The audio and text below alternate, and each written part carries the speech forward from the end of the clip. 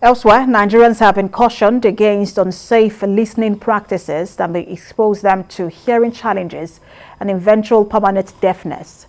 Speakers made this clarion call at the sensitization campaign organized in Sokoto to mark the World Hearing Day celebration. While presenting at the event, Professor Stanley Amuta says a World Health Organization data indicated that over 400 million people across the globe are faced with hearing challenges.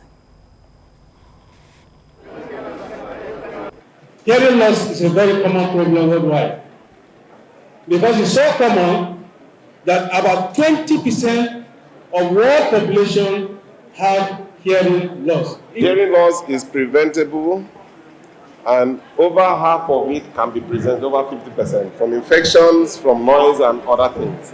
So this outreach here is to sensitize the public. Over 1 billion young people worldwide could be at risk of hearing loss as a result of unsafe listening practices. The risk is greater among teenagers and young adults who are aged between 12 to 35 years.